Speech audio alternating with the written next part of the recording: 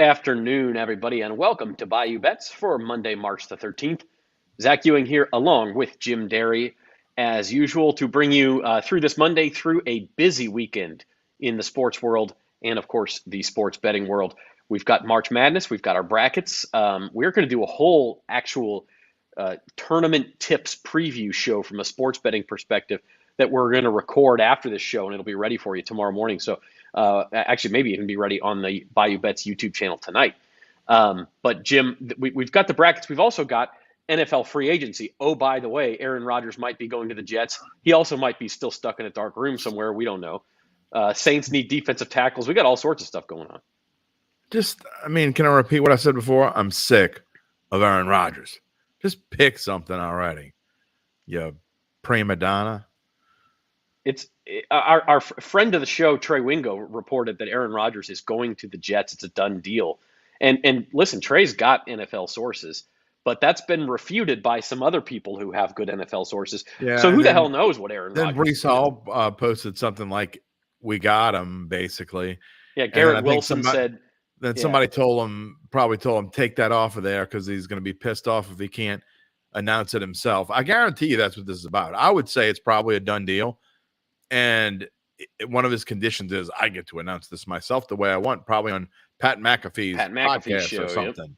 Yep. Hey, Uncle Big Nick says we got the Valspar. We got that. We won't be talking about that today. Yeah, golf had its time in the sun the last couple of weeks. We don't care today. Sorry, Nick. We're going to take a week off. So our headlines for the day here. Aaron Rodgers looks like he's on the move. Jimmy G is going to be a Las Vegas Raider. I don't see how that's an upgrade over Derek Carr. It is cheaper. And the top pick, since our last show, this was on Friday, the Chicago Bears dealt the top pick to the Carolina Panthers, Jim, which I told you they were going to trade that pick. Yeah. Who cares? Yeah, well, Carolina Panthers fans care, and Saints fans may care. They may have to they'll probably face a Bryce Young or a C.J. Stroud. They'll probably screw up and take Stroud. C.J. Stroud is the odds-on favorite to be the number one pick after that move, so a lot of people expecting Carolina to take C.J. Stroud. Take an Ohio State quarterback, please. And they lost DJ Moore. Yeah. Uncle Big Nick's going to celebrate Jimmy GQ leaving. Mark is here. He says Derek Carr was a good choice. Look, did he cost a lot of money? Yeah, he did. But if you look at what Daniel Jones cost, Jimmy G plays like 5 games a year and costs 2/3 as much. Like I don't think it was a bad deal at all. Now the Saints, we will talk about this too. The Saints had both David Onyemata and Shai Tuttle leave in free agency. Two division teams today. David Onyemata agreeing to terms with the Falcons and Shai Tuttle with the Panthers. So the Saints need defensive tackles badly. And then of course we'll talk March Madness. Alabama leads the way on the men's side. They're the overall number 1 seed, and the LSU women get a number 3 seed. Yeah. Not a lot of love for those LSU fighting women Tigers. I was really kind of surprised that they got a 3 seed. I thought they deserved a 2 seed. That doesn't mean how far I think they're going to go. That doesn't indicate how far I think they go, but I think they earned a 2 seed. Their only losses are to South Carolina and one upset in the tournament in the semifinals. So that's kind of insane. So, but anyway, yeah. Schedule wasn't too good, but we'll talk about that too. We'll start on the men's side. Your takeaways from the NCAA tournament: Alabama, Jim, is the number 1 overall seed, but Houston remains the favorite. Now, part of that is the Mattress Mac effect. He put a bunch of money on Houston back in the fall. Part of it also is if you look at the location of this year's Final Four, it's in Houston. So if the Cougars get to the Final Four, they're not going to be playing on campus, but they're basically, sleep in their own beds, got their home fans in the stands, would be a very partisan crowd. Yeah, it's going to be an interesting tournament. I think this is, we'll get to it. I think it's one of those ones where, going through the brackets, I was trying to pick upsets, and I just don't like a lot of them. Not early. I like my upsets actually kind of in the second round and in the Sweet 16. So I think there's a lot of chalk early, and I know you disagree. I just don't see a lot of double-digit seeds advancing this year. There always are some. I think I said I had 5 out of the 32. Well, that's not 32 double-digit seeds, but So there would be 28. I think I had 5 out of 28 advancing past the first round, which I know is low. I know it's going to be more than that, but I just didn't see anything that I didn't see a ton that I really liked. So we'll see. And usually I probably pick 8 or 10, and I didn't this year. I think those things where I like some of the middle seeds midway through, and then at the end, as often happens, I like 1 seed playing a 1 seed. I like the top 2 teams on this thing, and I've already bet on them. Both Houston and Alabama. I like both of them. My pick is Alabama, but I definitely see reasons to pick Houston. And frankly, I don't like the other 2 number 1 seeds because I think they have a tough draw. Yeah, Kansas especially, and we were saying this off the air. They got a cushy draw as a number 1 seed last year and took full advantage of it on the way to the national championship in the Superdome.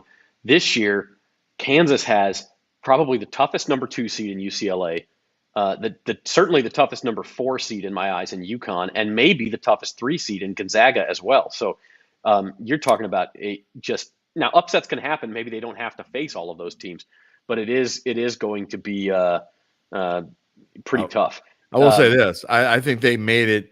And I know some people think that Alabama has the easiest road to Final Four. I think it's Houston. I mean, if you look at that Houston bracket, I don't think there's anybody in there that's going to beat Houston. I think they did the best they could to make sure that Houston got to the Final Four in their home venue. And that's fine because they've had some really tough brackets in the past. But I think they have the easiest road by far. I'd be shocked if Houston doesn't make it to the Final Four. Texas, the number 2 seed there. Mar Anthony says he's got UCLA and Alabama. I don't mind that, although UCLA's defensive stopper, torn Achilles. El Rey says there'll be a Final Four team out of nowhere. I could see. I'll tell you what, number 7 seed Texas A&M. That is maybe the best number 7 seed I've ever seen. Got them going to the Final 8. Yeah, they could easily make a run at the Final Four out of that region. And if Houston plays Texas A&M in that Elite 8 game, it's going to finish like 48-45. That's what I have. It is going to be a slobber knocker of a game. And I like 4-seeded UConn. I think UConn could make some noise in that tournament. Wouldn't surprise me at all if they made it to the championship game. They are loaded, and no one's talking about them this year, really. No, that is true. When we will have a full tournament tips March Madness preview show on these same Bayou Bets channels, it'll be recorded right after this show. Actually, we're recording it, and then it will be available tonight or tomorrow morning. Before you fill out your brackets, check that out. We've got some best bets for the first round as well. The other men's basketball news, and Mark brings it up a good point, the CBI, nobody usually talks about the CBI, but interesting, they did not invite Detroit Mercy, which means Antoine Davis will finish his career 3 points behind Pistol Pete for the all-time scoring record. Now, I don't know that the CBI did it just to preserve the record, but I would have had a problem if they invited him only to get the publicity of the record. So I'm glad they refrained from that. Yeah, they were 14 and 19. It would have been the only reason why they invited him. There would have been no other reason to invite them. And I mean, I guess you could understand, but I mean, who would? I mean, not that people really take the CBI seriously, but I mean, they would have been written off my books had they invited Detroit Mercy, because there's again, it'd be one thing if they were like an 18 and 16 type team. And they just missed winning their conference championship or something like that. But that's ridiculous. I mean, a 14 and 19 Detroit Mercy team.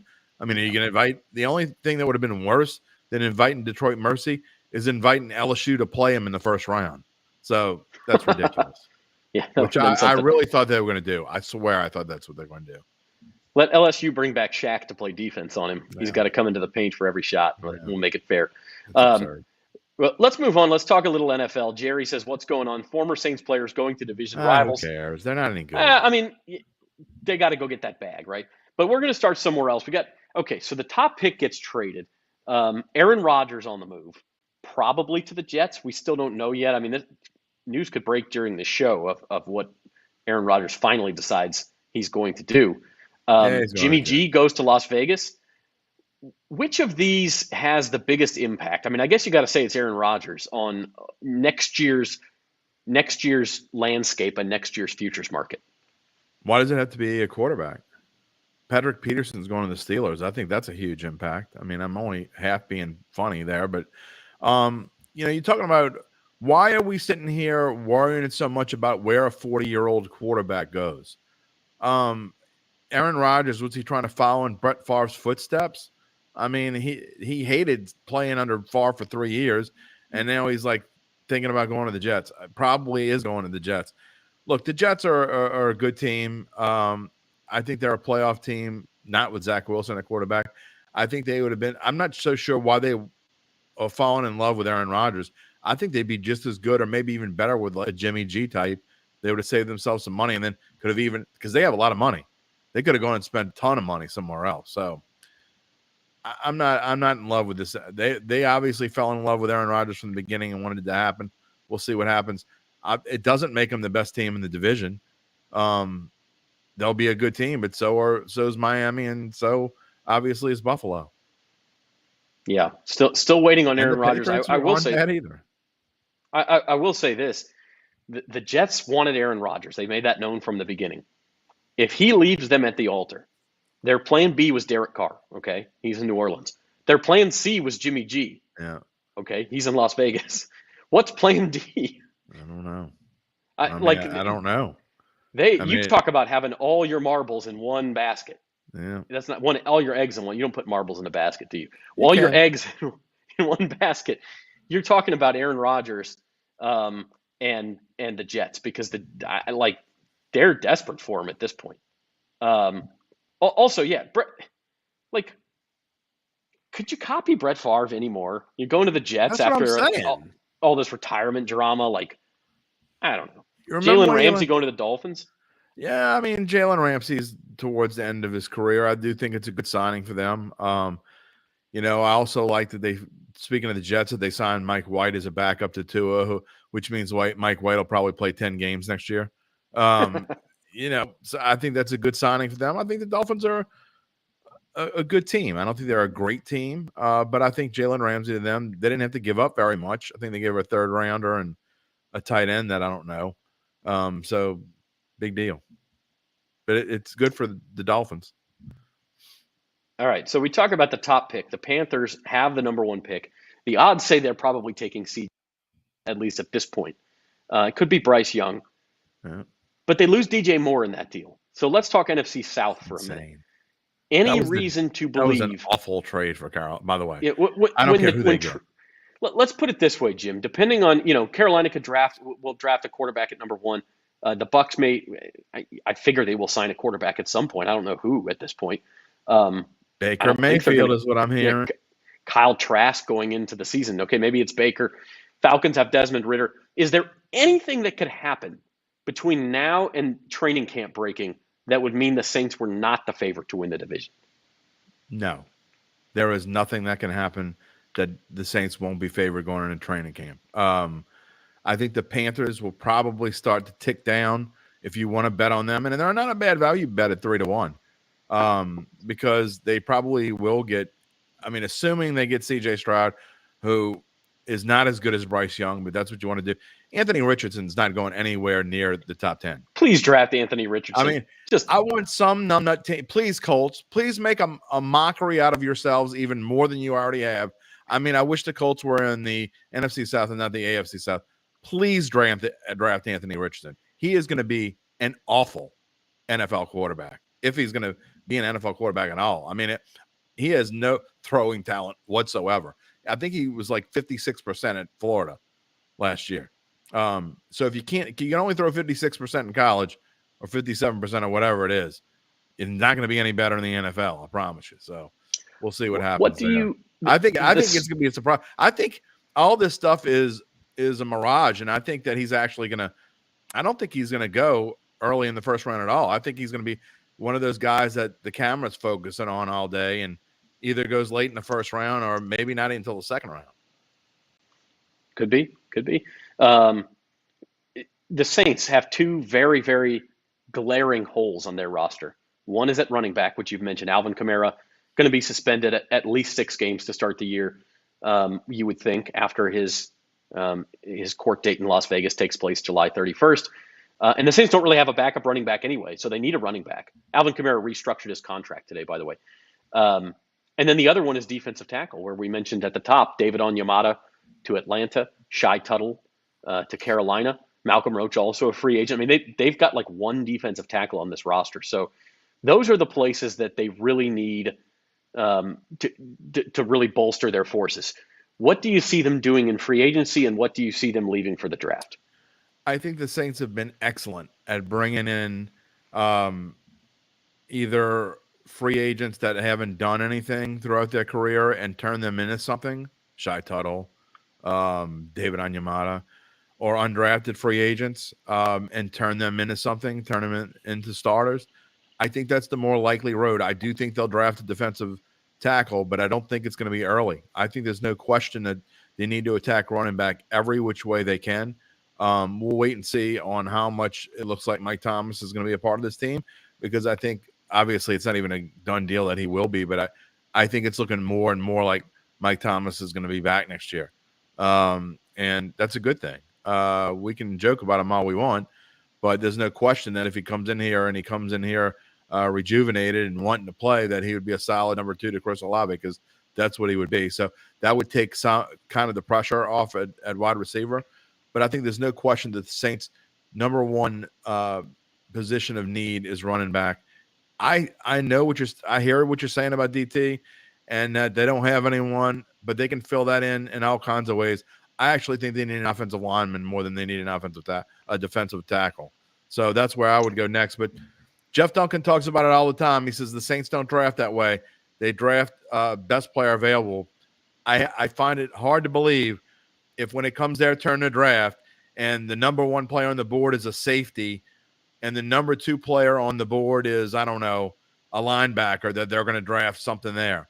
So I think they need to draft for need this year, and I think they will. But I also think that let's see where they are Wednesday night after this, after the new NFL year starts, and where they are cap-wise and what they can do, because they're not finished making moves to get under the cap. Then we'll see what they can do, and they'll probably have to restructure even after Wednesday. But they will make some moves in free agency to get a defensive tackle for sure, and probably a cheap running back that they can bring in here. I'm a little bit the opposite. I think the running back's easier to find later in the draft than the D tackle. But we'll see. They pick first at 29. Moving on to New Orleans' other professional team, the Pelicans. Not dead yet. Hey, they beat at least they can beat the Blazers. That's the only team they've beat since the All-Star break. But the Saints cover. Yeah, they cover the 3-point spread. Trey Murphy goes for 41 points. I don't know that you can expect that every night. He could have scored 51, and they didn't take him out for the whole fourth quarter. But the Pelicans, I mean, it's hard. I know. NBA season, 82 games. There's still, I think, 17 of them left. This game against the Lakers tomorrow in the Smoothie King Center. Huge. A huge, huge regular season game. No Zion Williamson, of course, for the Pelicans, but no LeBron James for the Lakers. Lace them up and go play. Yeah, and I love that the Knicks beating the Lakers last night, and it had them, there's like inner turmoil with the Lakers. It doesn't take much to set them off. They can go on 4 or 5 game winning streaks and be good, and then the next thing you know, AD's pissed about something, and he's so-and-so's blaming this person, and they're a mess. I'm not saying that the Pelicans are going to win tomorrow night, because I have no idea, but I agree with you 100%. This is a game to me that this is going to give you – this is a key game. The Pelicans need to start – they need to go on a roll. We've been saying it for weeks. This is your last chance to go on a roll, in my opinion. And it needs to start at home against the team that you're fighting against, because you don't want to give the Lakers a leg up. If you lose this game, they're going to be beating you in the tiebreaker going down the stretch, even though it's 2-2. I don't know exactly how it works. I know the Lakers have the edge in tiebreaker. So the Pels really need to win this game tomorrow, get that advantage, because it's going to come down to the last game against the Timberwolves, and you need to have every advantage you can have. You need to start tomorrow, and then you got Houston coming up with a back-to-back, which helps. So and then San Antonio, I think. So a chance to really get on a roll, which they need. The word is Zion Williamson expects to be back for the playoffs. So you got to make sure there's playoffs. You got to make sure that they're. I mean, Zach, I told a few weeks ago, I really thought, the next few weeks that we'd know where the Pels were and have a better idea. We were trying to guess. We had the poll question: would they finish, in the top 6? Would they finish 7 through 10 in the play-on spot or not make the playoffs? And I said I was tentatively going with, 7 or 8, somewhere around there, but that I thought we would know more about them in a few weeks. Well, here we are a few weeks later. I was wrong. I don't think we know anything. Still we don't know anything about this team. So that's where we are right now. Yeah. All right, moving on to our final topic of the day. LSU women's basketball hosting a sub-regional in Baton Rouge. This is the Greensboro 1 region. Or I'm sorry, it's Greenville, I think. Greenville, South Carolina. I think you're right. Not Greensboro, North Carolina. Anyway, they're going to one of the Carolinas if they can win 2 games. They play Hawaii at 4:30 p.m. on Friday at the PMAC, and then Michigan UNLV is the other one. UNLV is 31-2. So they got just as good a record as LSU. Now, obviously, they played in a weaker conference, but the committee did LSU no favors here. 3 seed, they're going to have to work their way through this sub-regional. Agreed. And I said that already. I just don't. I wish they would have gave them a better draw, but they didn't, and it is what it is. And but the way they've been playing, we talked about it off the air. The way they've been playing the last month and a half, they've been squeaking by some teams they shouldn't have been squeaking by, and then losing the tournament. So I would have put them as a 2 seed, but I don't blame them for being a 3. I think they're going to struggle. They're going to lose I don't think they're going to make it very far, put it that way. Yeah, if they make it through these 2 games, which last year they were a 3 seed as well and lost in the second round to another Big Ten team, Ohio State. If they win these 2 games, likely get number 2 seed Utah, and then number 1 seed in that region would be Indiana, which is one of the few teams that actually has better futures odds to win the national title than LSU. I mean, South Carolina is minus 180, and then it's Indiana, I think, and Stanford at plus 800. UConn is up there, and then it's LSU. So Indiana is one of the few teams ahead of them. Yep. They got a lot of work to do, so we'll see what happens.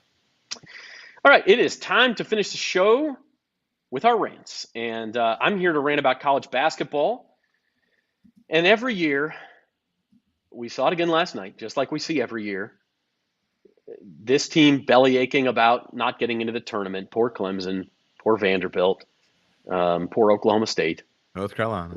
North Carolina. We hear about this team belly aching about its seed, poor Texas A&M, which that was a head scratcher. I don't see how they were a 7 seed. But regardless, I'm here to tell you, it's time to get over it. If you were a bubble team, and I know basketball coaches like to talk about expanding the tournament all the time, that would be a terrible idea. The tournament is absolutely perfect as it is. You expand the tournament, you're going to let all these mediocre teams in. We're already letting teams in that went 18-14 and crap like that. If you didn't make it in, you have absolutely nowhere to look but in the mirror at yourself as to why you didn't make it in. And if your seed is 1 line too low or 1 line too high, or even 2 lines too low or too high, at some point you're going to face somebody good and you're going to have to lace them up and go get them. And if you can't do that, then you will not progress in what we call the big dance. So I say stop complaining and get back in the gym. Well, here you go. Mark it down. Couldn't agree with you more. If there's a reason why there's cutoffs. I mean, they keep adding teams and having this extra Tuesday and Wednesday thing, and extra teams in and see who can make it, who can't make it. As you look at the odds there, I agree. If you can't make it now, you probably didn't deserve to make it. You could have 8. You look at football. There's always a complaint about who the 5th team should be, who the 6th team should be. There's no matter what you do, there's going to be a complaint. If you have 32 teams, 33, 34, 35, 36 are going to complain. You have 64 teams, 65, 66, 67 are going to complain. It doesn't matter how many teams you have in unless you let them all in, and we're not all playing for the trophy. I think they did a good job. I don't know if I would call it the perfect tournament. I don't know if the NCAA does a perfect job. They never do a perfect job, but it's good enough for me. Yeah, I agree. Perfect size. How about that? There you go. Perfect size. The seeding is not perfect. Texas A&M should not be a 7 seed.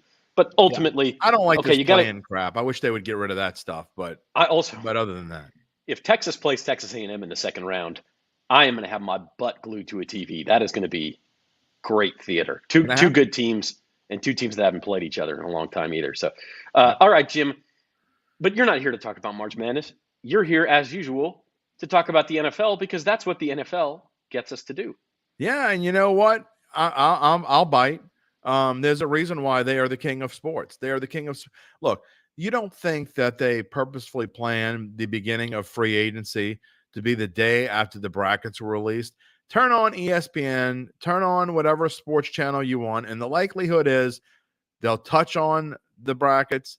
They might talk a little bit about the Lakers, Knicks, because they're like, I think they're contractually obligated to talk about the Lakers. ESPN has to talk about the Lakers every single day of their existence, no matter what day it is, because that's who they are. And we don't care, by the way.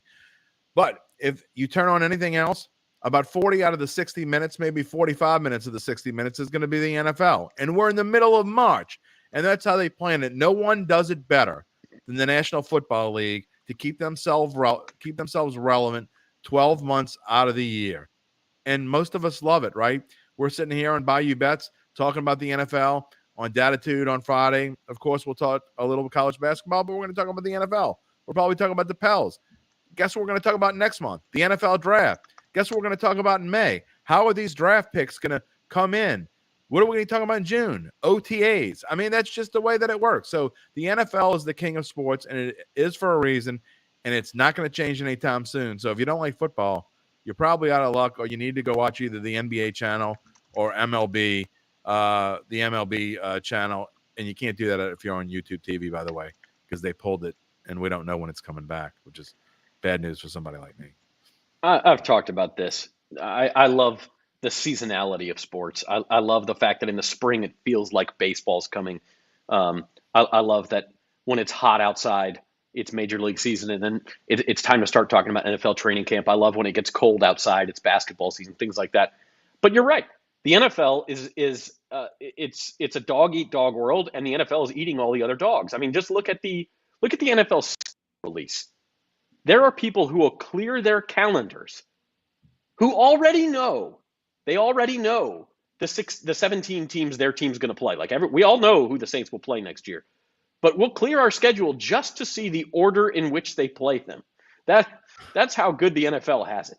Like, oh my God, how many primetime games do we get this year? Who do we open up with? Who's the last game? I mean, like, relax, people. It's still 4 months away at that point. But people will go nuts over it, just like they'll go nuts over refreshing Twitter today to see what Aaron Prima Donna Rodgers is going to do, or should we call him Aaron Dalai Lama Rodgers? And just like they'll read mock drafts for the next 7 weeks as well. So El Rey is watching Live Golf, so you're the one, okay? And the rest of us will watch the NFL. So on that note, look. Well, and Zach, to your point, real quick before we say goodbye, to your point that you just made, the schedule. When will the schedule be released? Probably in the middle of some important NBA game, like first round of the NBA. It's going to be during a Lakers game or during a Celtics game. That's when they're going to release the schedule, because they want to take as many eyes away from other sports as they possibly can, and they will succeed, as they usually do. And so having said that, we're going to tease our March Madness show. Check it out. It should be on the Bayou Bets YouTube channel and on bet.nola.com either tonight or first thing in the morning. It's called our Tournament Tips. We got a whole panel for you. We're going to pick our best first-round bets. We're going to pick some sleepers to go into the Sweet 16, and we're going to take our Final Four and our national champion. So see you there. And until then, for Jim Derry, I'm Zach Ewing. This has been Bayou Bets. Thanks for watching.